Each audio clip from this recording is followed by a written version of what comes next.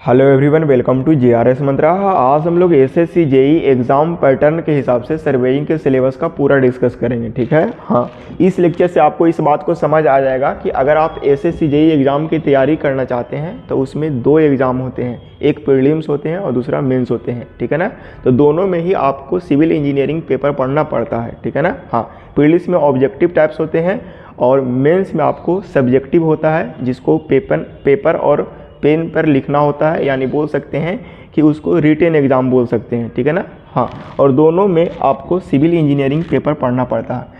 अगर आप थोड़ा सा समझने की कोशिश करेंगे तो जो सिविल इंजीनियरिंग पेपर में आपको एक पेपर सर्वेइंग भी पढ़ने को मिलेगा। ठीक है ना, हाँ, तो सर्वेइंग का भी अच्छे खासे वेटेज है। प्रीलिम्स में कभी कभी इससे 10 मार्क्स के भी पूछ लिए जाते हैं क्वेश्चंस। ठीक है ना, और मेंस में तो फिक्स है, 15 से 20 नंबर से ऊपर ही पूछेगा। ठीक है ना, 15 नंबर 20 नंबर इसको एवरेज मान लो। ठीक है ना, इससे ऊपर ही पूछेगा, कम कभी नहीं पूछेगा, ये क्वेश्चन फिक्स है। ठीक है, हाँ, खैर जितना भी चीज़ें हैं टॉपिक आते जाएगा और बताते जाएंगे कि ये टॉपिक इम्पोर्टेंट है, इस कॉन्सेप्ट से आपको क्वेश्चंस घुमा फिरा के पूछा जाएगा।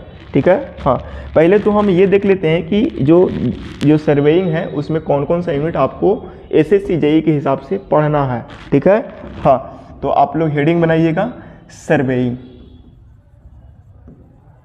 ठीक है ना, हाँ, कुछ लोग बोलते हैं कि बुक लेने के लिए, तो भी लास्ट में बता देंगे कौन कौन से बुक की रिक्वायरमेंट होगी। ठीक है ना, और एक बात और, जितना भी यूनिट है उसको आप लोग कॉपी में लिखने की पूरा कोशिश करोगे। ठीक है ना, सबसे पहले अपन पढ़ाएगा इंट्रोडक्शन। ठीक है ना, इंट्रोडक्शन। ठीक है ना, हाँ, इंट्रोडक्शन पढ़ाएगा। उसके बाद आपको पढ़ाया जाएगा लीनियर मेजरमेंट, लीनियर मेजरमेंट्स। ठीक है ना, उसके बाद आपको पढ़ाया जाएगा compass traversing.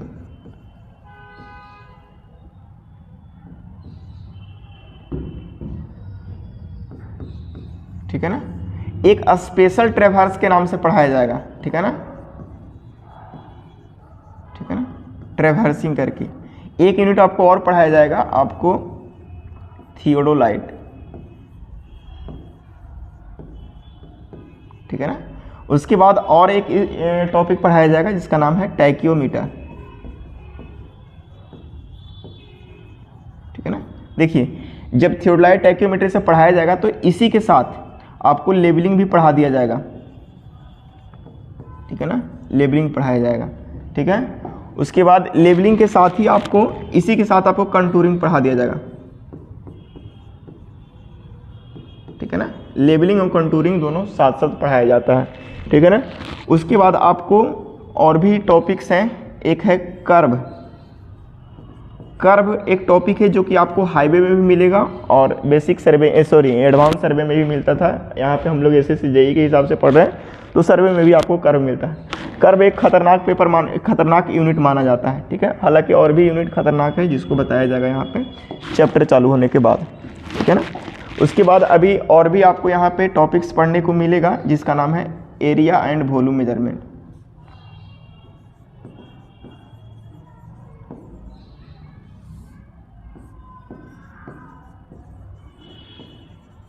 Area and volume measurement.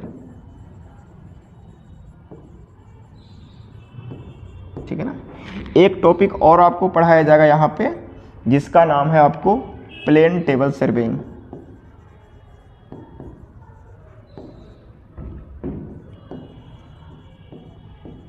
ठीक है ना, और लास्ट में जो भी बचे खुचे हैं उसके लिए, यानी लास्ट में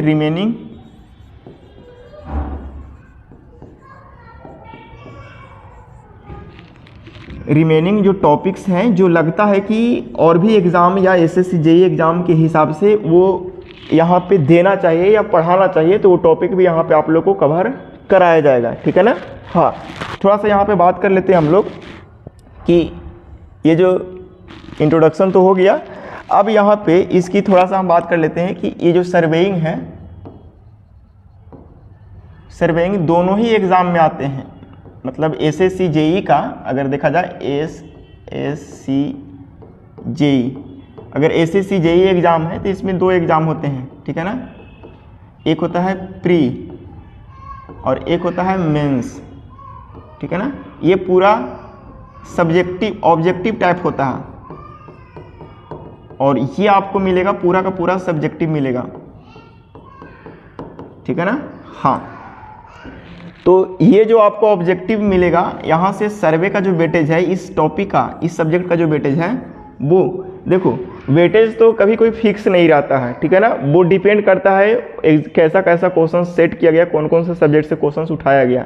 लेकिन इतना तय है कि यहाँ से मैक्सिमम 10-10 नंबर तक भी पूछे गए हैं, तो इसको आप हल्के में इग्नोर करके नहीं चल सकते हैं, ठीक है ना। तो आप ये टारगेट लेकर चलो कि यहाँ से 10 नहीं तो 8 तो कन्फर्म पूछे जाएंगे, यानी फैक्टर ऑफ सेफ्टी लेते हुए आप 10 की टारगेट कर सकते हैं। 10 मार्क्स या 8 मार्क्स, तो यहाँ पर 10 से 8 मार्क्स के चांस बन सकते हैं, ठीक है ना। 10 से 8 मार्क्स आपको पूछे जाने की प्रीलिम्स में चांस है। और मेंस में तो बाबू फिक्स है, मेंस में फिक्स है कि आपको 15+ मार्क्स के पूछे जाएंगे तो पीछे जाएंगे, इस बात की एकदम श्योर रहिए, ठीक है ना। हाँ, तो आप एक तरह से देख सकते हैं। और यहाँ पे अगर स्टेट जेई की बात किया जाए, अगर स्टेट जेई की बात की जाए तो स्टेट जेई में भी इसका अच्छा खासा वेटेज है, ठीक है ना। तो हर एक स्टेट जेई में 3, 4, 5 ऐसे फॉर्मेट में आपको क्वेश्चंस यहाँ से देखने को मिलेगा ही मिलेगा, ठीक है ना।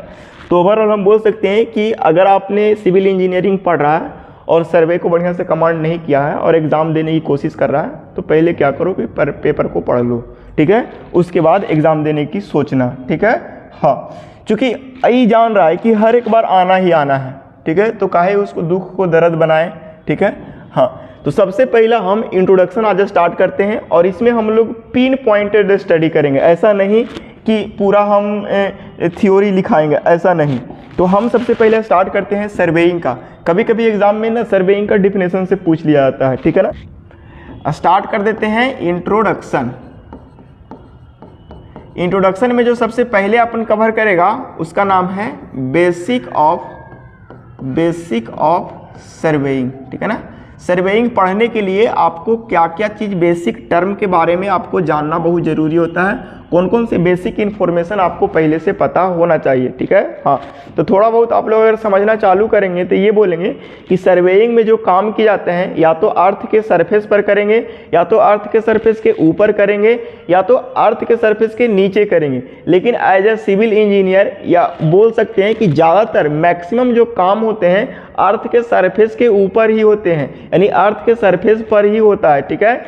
इसका मतलब आपको अर्थ के सरफेस के शेप के बारे में आपको पता होना चाहिए कि अर्थ का एक्चुअल में शेप क्या है, ठीक है ना।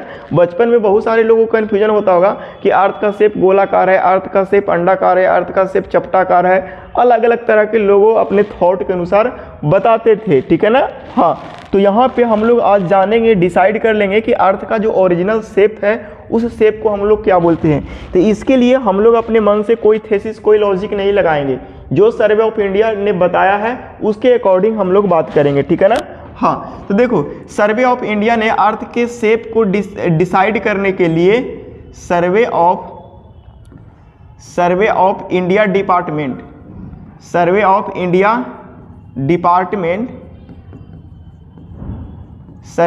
डिपार्टमेंट ने अर्थ के शेप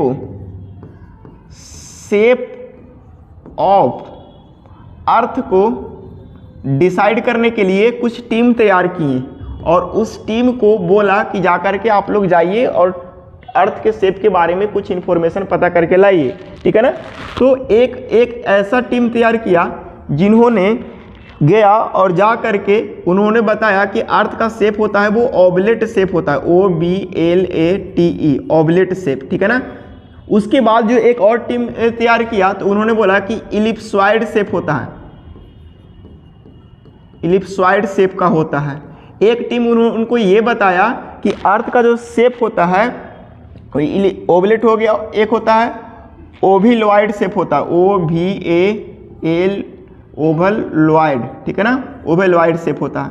तो 3 तरह का टीम इन्होंने तैयार किया, तीनों टीम ने गया और बोला कि अर्थ का जो शेप होता है वो इस तरह का होता है। अब हो गया लोग कंफ्यूज, तो कौन सा शेप अर्थ का एक्चुअल शेप है फिर पता नहीं चला। बोला सर्वे ऑफ इंडिया डिपार्टमेंट ना कि क्या आप लोग ये जो शेप बता रहे हो उसका कोई लॉजिक है, तो बोला कि हाँ लॉजिक तो है। देखिए इन्होंने बताया कि अर्थ का शेप जो ओवलेट शेप होता है, कोई इसमें दो एक्सिस होता है, एक को बोलते हैं हम लोग इस तरह का एक्सिस को, और इस तरह का एक एक्सिस होता है, दो तरह का एक्सिस होता है, ठीक है ना। इसको बोलते हैं ये पोल होता है, इसको बोलते हैं नॉर्थ पोल, इसको बोलते हैं साउथ पोल, इसको बोलते हैं ईस्ट और इसको बोलेंगे वेस्ट, ठीक है ना। तो इसको बोलते हैं पोलर एक्सिस। क्या बोलते हैं? Polar, POLAR, polar axis.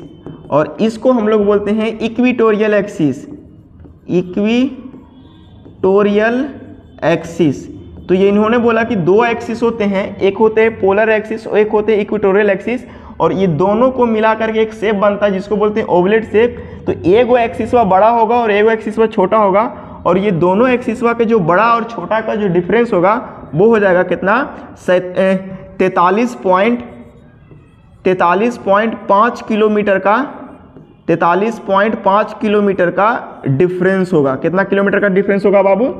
मतलब एगो बड़ा होगा, चीज़ों को समझो, एगो एक्सिस बड़ा होगा और एगो एक्सिस छोटा होगा, तो दोनों में बोलेंगे ना कि छोटका से कितना ज़्यादा वो बड़ा है या बड़का से वो कितना ज़्यादा छोटा है, तो वही है कि 43.5 किलोमीटर के छोटा ही इन्होंने ये बताया। फिर इन्होंने ये बताया कि यहाँ पे अर्थ का जो शेप होता है वो इलिप्टिकल शेप का होता है। इसमें दो तरह का एक्सिस होता है, एक मेजर एक्सिस होता है और एक माइनर एक्सिस होता है। क्या बोला? एक मेजर एक्सिस होता है, और एक होता है माइनर एक्सिस होता है। क्या सर आप सर्वे पढ़ा रहे हो? नहीं, सर्वे नहीं पढ़ा रहे हैं, अभी बेसिक पढ़ा रहे हैं जिससे यहाँ से भी क्वेश्चन से पूछे गए हैं, ठीक है ना। तो एक होता है माइनर एक्सिस, ठीक है ना। हाँ, एक बता ओवलेट शेप। ओवलेट शेप इसको बोलते हैं, इस चीज़ को समझने की कोशिश करोगे कि एक होता है ओवलेट शेप, ओवेलॉइड शेप। उसमें क्या होता है कि अंडा के आकार के जैसा होता है, अगर उसको हम दो पार्ट में डिवाइड करें तो कुछ इस तरह से होता है। तो इसमें दो तरह के एरिया में डिवाइड होता है, एक बड़ा वाला एरिया और एक छोटा वाला एरिया।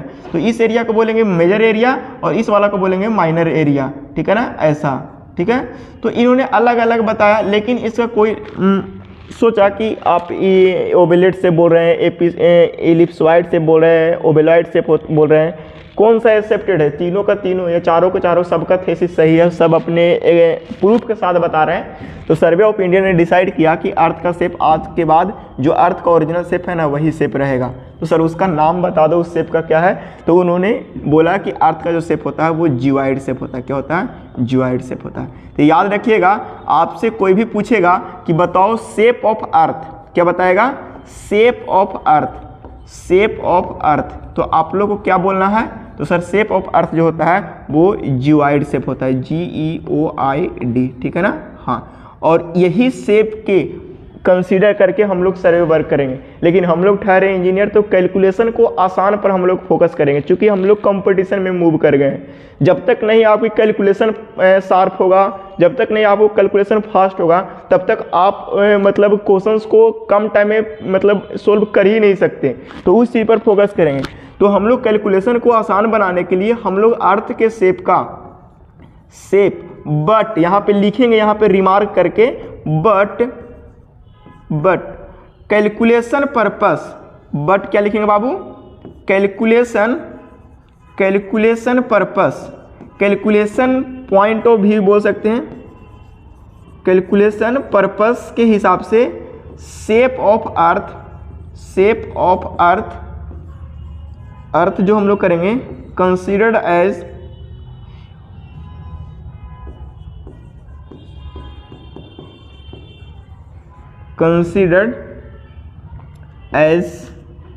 स्फेरिकल। कोई पूछेगा कि बताओ स्फेरिकल क्यों मान रहा है, तो बोले कि हम कैलकुलेशन कर ले जबरदस्ती मान रहे हैं। होता कैसा है? तो सर जियोइड्स होता है, ठीक है ना। हाँ, ये तो हो गया पहला बात जिसके बारे में हम लोग जाने, और इतना चीज़ें आप लोग को जानना भी जरूरी था। थोड़ा और आगे बढ़ते हैं, इसके बाद थोड़ा सा आगे बढ़ते हैं। एक टर्म के बारे में और बेसिक चीज़ में आपको जानना यहाँ पे जरूरी होता है, जिसका नाम है प्लम बॉब, ठीक है ना, प्लम बॉब। देखो प्लम बॉब कुछ नहीं होता है, एक क्या होता है कि हैवी बॉब होता है जिससे लटका करके वर्टिकलिटी को चेक करते हैं। तो प्लम बॉब एक इंस्ट्रूमेंट होता है, अगर कोई अर्थ सरफेस है, अगर ये कोई अर्थ है और इसके ऊपर अगर प्लम बॉब को लटका दिए, अगर इसके ऊपर हम प्लम बॉब को लटका दिए तो इसको बोलते हैं प्लम बॉब। क्या बोलते हैं? प्लम बॉब, ठीक है ना। और जब इसके ऊपर इस तरह से लटका दिए तो जो ये लाइन बनता है, ये जो लाइन बनता है सुगा, ये जो लाइन बनता है, इस लाइन को हम लोग बोलते हैं प्लम्ब लाइन। क्या बोलते हैं? Plumb line, plumb line. और यहाँ पे प्लम्ब लाइन के बारे में आपको जानना बहुत जरूरी था, ठीक है ना। इसको हम लोग क्या बोलते हैं? प्लम्ब लाइन, ठीक है ना। हाँ, तो प्लम्ब लाइन हमेशा याद रखिएगा कि प्लम्ब लाइन हमेशा इस अर्थ के सरफेस के टेंजेंशियल लाइन से, तो जो अर्थ के सरफेस के टेंजेंशियल जो लाइन होता है उस लाइन को बोलते हैं हॉरिजेंटल लाइन। क्या बोलते हैं बाबू? Horizontal line, horizontal line. और इसके प्लम्ब क्या होता है? इस टेंजेंशियल लाइन के पूरी तरह से परपेंडिकुलर होता है, इसीलिए इसको इसी के पैरेलल हम लोग बहुत सारे लाइन ड्रा करते हैं, उस सारे लाइन को हम लोग बोलते हैं वर्टिकल लाइन, ठीक है ना, वर्टिकल लाइन। तो यहाँ पे आपको 3 तरह के लाइन देखने को मिला, एक मिला हॉरिजेंटल लाइन, एक मिला प्लम्ब लाइन और एक मिला वर्टिकल लाइन। हम बोलेंगे कि प्लम्ब लाइन भी वर्टिकल लाइन होगा, तो हाँ सर हो सकता है, ठीक है ना। हाँ, तो एक बात ध्यान से समझ लीजिए कि वर्टिकल लाइन जो होता है ना वो प्लम्ब लाइन के पैरेलल जितने भी लाइन होते हैं वो सारे लाइन क्या होंगे? तो सर वर्टिकल से लाइन होंगे। और इससे जो भी प्लेन बनेंगे इसको बोलेंगे प्लम्ब प्लेन, यहाँ पे बोलेंगे हॉरिजेंटल प्लेन, और इसको हम लोग बोलेंगे कौन सा? Vertical plane. जनरली प्लम्ब का सारा काम वर्टिकल प्लेन में ही होता है, तो ये सारी चीज़ ओवरऑल दिमाग में हमेशा हमेशा के लिए रखोगे, ठीक है। हाँ, देखो हम चीज़ों को इधर उधर की बात ना करके डायरेक्ट फोकस कर रहे हैं आपकी टॉपिक पर, ठीक है। तो इस चीज़ को भी आप ध्यान दोगे। देखो ये जो प्लम्ब हो गया, इसे कहानी खत्म हो गया कि प्लम्ब का काम क्या है।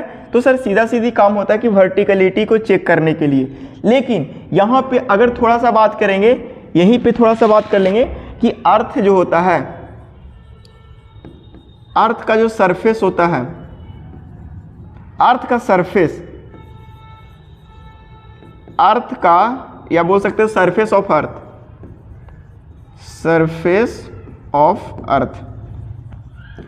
अर्थ का अगर सरफेस की बात करोगे तो हम लोग थोड़ा सा बात करते हैं कि किस किस तरह का अर्थ का सरफेस होता है, थोड़ा सा यहाँ पे बात कर लेते हैं, ठीक है।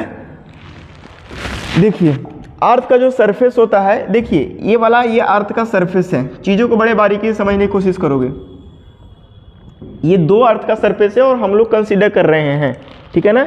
ये भी अर्थ का सरफेस है, ज़्यादा कुछ लिखेंगे नहीं, ये भी अर्थ का सरफेस है, ये भी अर्थ का सरफेस है। तो हम लोग क्या करते हैं? प्लम्ब को लटकाते हैं, यहाँ पे ये प्लम्ब को लटकाते हैं, यहाँ पे भी हम लोग क्या करते हैं? प्लम्ब को लटकाते हैं, ठीक है ना, ठीक है ना। एक में क्या करते हैं? प्लम्ब को दूर दूर लटकाते हैं, और एक में प्लम्ब को क्या करते हैं? बहुत नज़दीक नज़दीक लटकाते हैं, ठीक है ना। तो देखो ये थोड़ा सा मान लो कि दूर दूर है और ये क्या क्या है? नज़दीक नज़दीक है।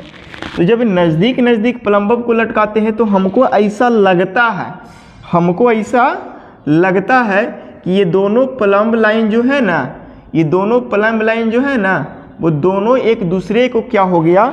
हमको ऐसा लगता है कि ये दोनों प्लम्ब लाइन एक दूसरे को क्या हो गया सर? तो पैरेलल हो गया, पैरेलल हो गया। लेकिन जब दूर दूर रखते हैं तो हम लोग को ऐसा लगता है, हम लोग को ऐसा क्या होता है? तो सर हम लोग को ऐसा लगता है कि एक दूसरे को पैरेलल नहीं होता है, एक दूसरे को पैरेलल नहीं होता है, एक दूसरे को पैरेलल नहीं होता है। और जब एक दूसरे को पैरेलल नहीं होता है तब यहाँ पे इस शेप को हम लोग क्या बोलेंगे, और यहाँ पे इस शेप को हम लोग क्या बोलेंगे, ठीक है ना। तो इस शेप को बोलेंगे, इस शेप को हम लोग कंसीडर करेंगे कि एक फ्लैट है, प्लेन है। क्या कंसीडर करेंगे? फ्लैट कंसीडर करेंगे या प्लेन कंसीडर करेंगे, ठीक है ना। हाँ, लेकिन यहाँ पे इसको हम लोग कर्व कंसीडर करेंगे। क्या करेंगे? कर्व कंसीडर करेंगे। क्या करेंगे? कर्व। कब? जब हम लोग कैलकुलेशन करेंगे तब। लेकिन एक बात तो यहाँ से प्लम्ब जब सीखे तो एक बात तय हो गया यहाँ पे कि कर्व कब कंसीडर करेंगे और प्लेन कब कंसीडर करेंगे, कर्व कब कंसीडर करेंगे और प्लेन कब कंसीडर करेंगे। तो देखो कि जब टू प्लम्ब लाइन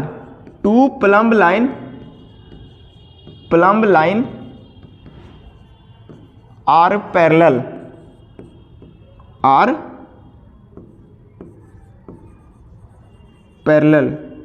दो प्लम्ब लाइन अगर पैरेलल हो जाएगा कहाँ पे, on earth surface,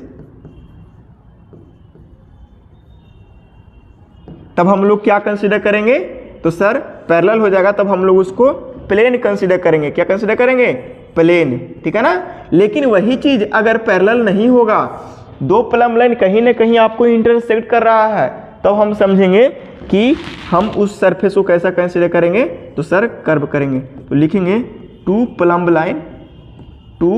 line are intersect at definite, intersect कर सकते हैं। अगर दो प्लम्ब लाइन एक दूसरे को कहीं ना कहीं इंटरसेक्ट कर रहा है, चाहे कितना दूर पर भी करे, तब हम उसको बोलेंगे एक को कर्व कंसीडर करेंगे और एक को प्लेन कंसीडर करेंगे, ठीक है ना। हाँ, तो यहाँ तक आपको समझ आया। उसके बाद जब क्लासिफिकेशन में अपन जंप करेगा, जब सर्वे स्टार्ट कर देगा, तब और टर्मिनोलॉजी को पढ़ने की पूरा कोशिश करेंगे। यहीं पे जब पढ़ रहे हैं तो एक बेसिक और देखो, बीच बीच में आप रोक रोक करके छापते रहोगे, ठीक है ना। हाँ, इधर जो बातें हैं सारा का सारा नोट डाउन करने वाले हैं। ये बातें हैं आपकी इच्छा पर डिपेंड करता है, कॉपी का मोटाई बढ़ाना चाहते हैं या नहीं चाहते हैं। एक बता रहे हैं ग्रिट सर्किल, क्या होता है, ग्रिट सर्किल, ठीक है ना। ग्रिड सर्किल समझना बहुत आसान है और इस चीज़ को समझना भी जरूरी होता है, क्योंकि ग्रिड सर्किल से ही आगे चल के कुछ कंसेप्ट को डिराइव अपन करेगा, ठीक है ना। हाँ, तो देखो सपोज करिए,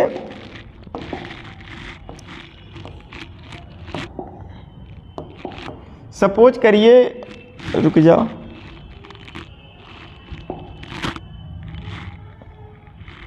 सपोज करिए कि ये कोई सर्किल है, ठीक है ना। ये अर्थ सरफेस है, सपोज करिए कि क्या है सर, तो ये अर्थ है, ठीक है ना। सपोज करिए कि ये क्या है, तो सर ये अर्थ है, ये क्या है, अर्थ है।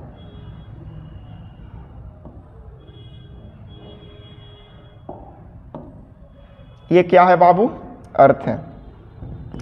अब देखिए ये है हमारा क्या, अर्थ है,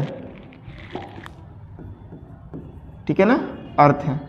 तो बताओ, हम ये समझते हैं कि अर्थ में जो होता है बहुत सारे डायामीटर पॉसिबल होते हैं। ये अगर इसको सेंटर मानेंगे, इसमें नंबर ऑफ इनफाइनाइट डायामीटर होंगे। अगर इसको हम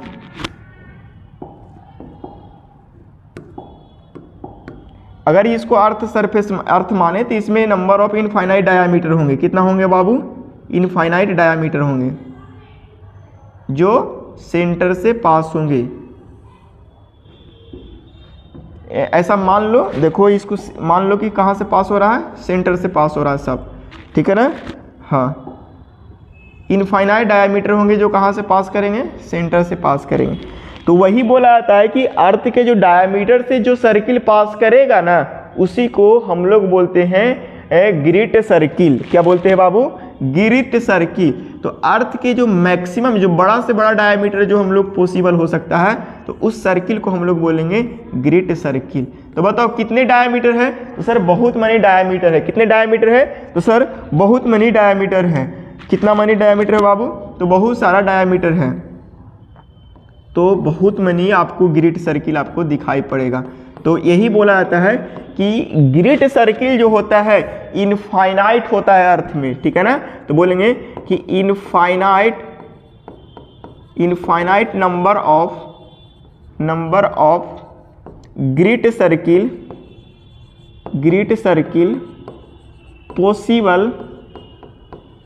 पॉसिबल इन अर्थ। क्योंकि हम लोग मान के चल रहे हैं कैलकुलेशन पर्पस से कि अर्थ जो है वो कैसा है, तो सर स्फेरिकल है। ग्रिड सर्किल क्यों पढ़ाएं, इसका क्या एप्लीकेशन है। देखिए ग्रिड सर्किल से ही आपको बहुत सारे चीज़ के यहाँ पे समझ आएगा, ठीक है ना। जब आगे आकर के अगर आप प्रिंसिपल पढ़ोगे तब आपको ये चीज़ें समझ आएगा, लेकिन हम थोड़ा सा यहीं पे बताने की कोशिश करते हैं, क्योंकि यहाँ ये बेसिक है, इसमें कुछ कुछ जान लो, ठीक है। हाँ, अगर थोड़ा सा थॉट हम लोग जनरेट करें तो हम ऐसा बोल रहे हैं कि अर्थ का एक अर्थ है, मान लो कि ये कोई अर्थ है फुटबॉल के जैसा। यहाँ पे कुछ ऐसा एग्जाम्पल्स चीज़ें है नहीं कि हम दिखा सकते हैं, लेकिन हम यहाँ पे फिगर ड्रा करके समझाने की कोशिश हद तक करेंगे, ठीक है ना।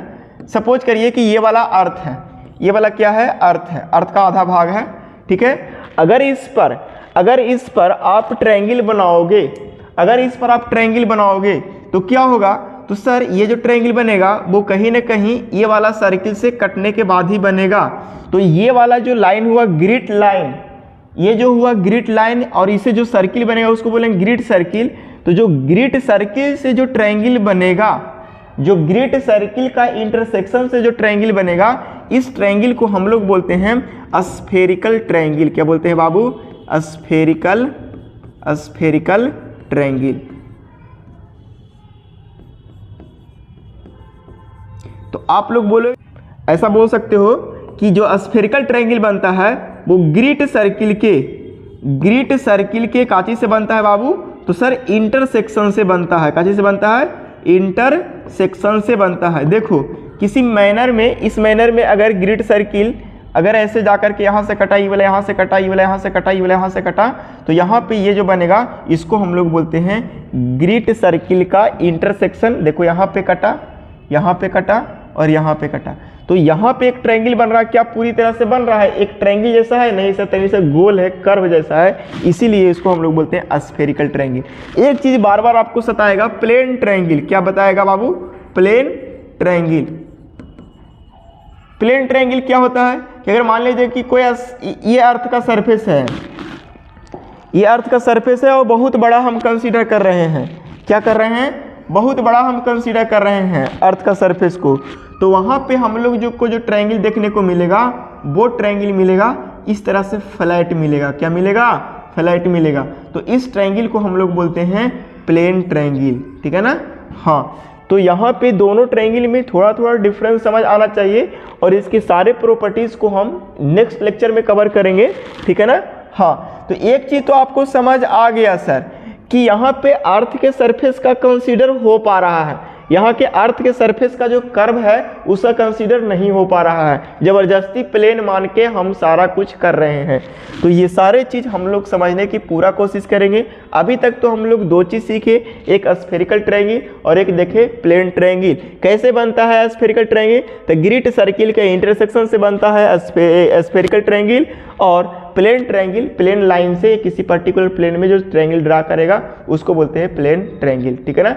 हम लोग कैलकुलेशन पर्पस से हमेशा कोशिश करते हैं कि प्लेन ट्रायंगल ही बने, ताकि हमारा कैलकुलेशन क्या हो, आसान हो। लेकिन अगर सरफेस है अर्थ का तो हमेशा क्या बनेगा, स्फेरिकल ट्रायंगल बनेगा। लेकिन हम लोग मानने पर विश्वास रखते हैं, मान के चलेंगे कैसा है, प्लेन है, सब काम कर देंगे, ठीक है। तो उम्मीद है आपको इतना बेसिक टर्म आप लोग को कुछ समझ आया होगा, ठीक है ना। एक बेसिक टर्म है, थोड़ा सा हम लोग आज ही जान लेते हैं, स्केल है। क्या है बाबू, स्केल है, ठीक है ना, स्केल है, ठीक है। स्केल है, देखिए स्केल क्या होता है, जैसे में हम जब सर्वे कर रहे होते हैं तो बहुत बड़ा एरिया का सर्वे करना होता है।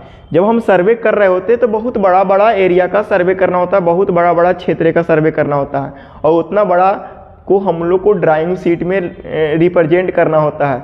तो बहुत बड़ा मैप को जो मेजरमेंट होता है, बहुत बड़ा ग्राउंड का जो मेजरमेंट होता है, उसको मैप में हम लोग कैसे ट्रांसफ़र करेंगे, तो वही करते हैं कि बड़ा को हम लोग मान लेते हैं छोटा, और छोटा करके हम लोग उस मैप में ग्राउंड का सारा फीचर्स को रिप्रेजेंट कर देते हैं, ठीक है ना। हाँ, तो उसके लिए आपको ज़रूरत पड़ता है स्केल की। तो हम लोग क्या करते हैं स्केल में हम लोग क्या करते हैं बाबू, स्केल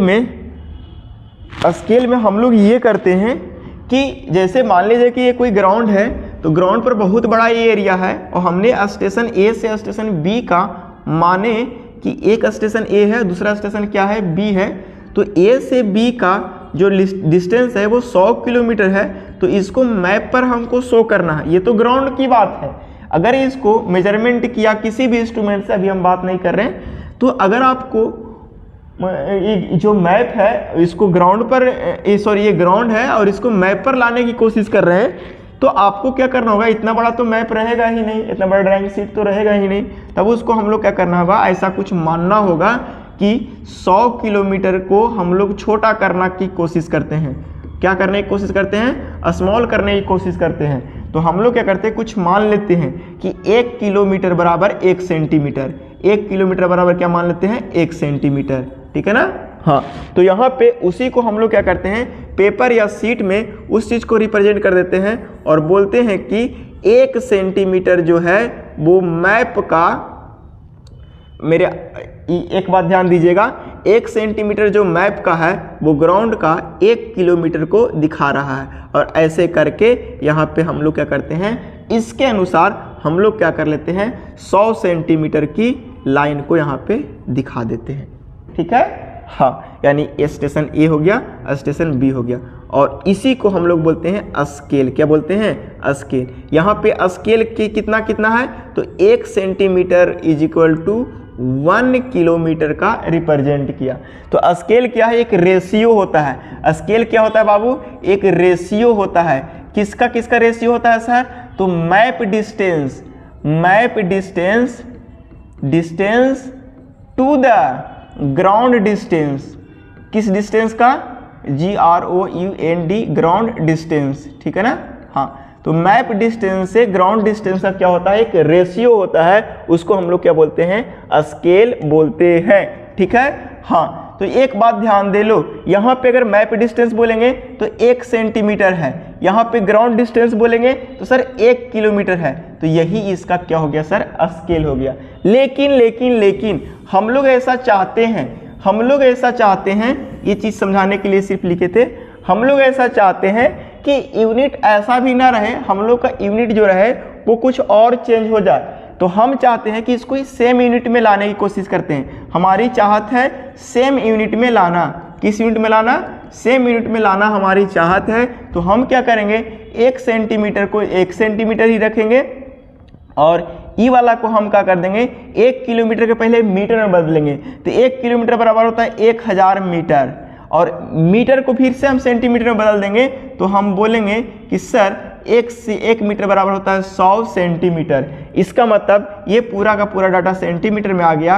अब हम यहाँ से यहाँ इसको कैंसिल कर देंगे और यहाँ पे बोलेंगे 1 2 3 4 5, यानी हम यहाँ पे बोलेंगे कि ये जो स्केल आ गया, ये स्केल एक यूनिट लेस आ गया। क्या आ गया, यूनिट लेस आ गया, यूनिट लेस आ गया। यहाँ पे स्केल में क्या यूनिट है, यस सर यूनिट है, यहाँ पे यूनिट है, यहाँ पे बीथ यूनिट है। क्या है, बीथ यूनिट है, ठीक है ना। यहाँ पे क्या हो गया, तो सर यूनिट लेस है। क्या है, यूनिट लेस है। तो यहाँ पे यूनिट लेस रहेगा तो इसी स्केल को हम लोग बोलते हैं रिप्रेजेंटेटिव फ्रैक्शन, रिप्रेजेंटेटिव फ्रैक्शन, ठीक है ना, जिसको हम लोग शॉर्ट में बोलते हैं RF। तो यहाँ पे कोई आपसे अगर छोटा सा स्किल टेस्ट करने के लिए पूछेगा कि बताओ स्केल और RF में कौन सा डिफरेंस है, तो स्केल और RF में जो मेजर डिफरेंस है वो है यूनिट का सर। यूनिट के साथ रहेगा तब हम उसको बोलेंगे स्केल, और विदाउट यूनिट रहेगा तो हम उसको क्या बोलेंगे, RF, ठीक है ना। और RF का यूज हम लोग पता करेंगे कि कौन सा स्केल बड़ा है और कौन सा स्केल छोटा है। तो अगले क्लास पूरा का पूरा होगा स्केल के ऊपर, और अगला जो लेक्चर होगा वो लेक्चर से आपको कंपटीशन में पूछे जाने की चांस कन्फर्म रहती है, हमेशा पूछ जाते हैं। वो टॉपिक एक ऐसा टॉपिक होता है, ठीक है। तो आज की क्लास इतना ही रहने देते हैं, अगले क्लास में पूरा का पूरा डिटेल एनालिसिस करेंगे स्केल के ऊपर, ठीक है। हाँ।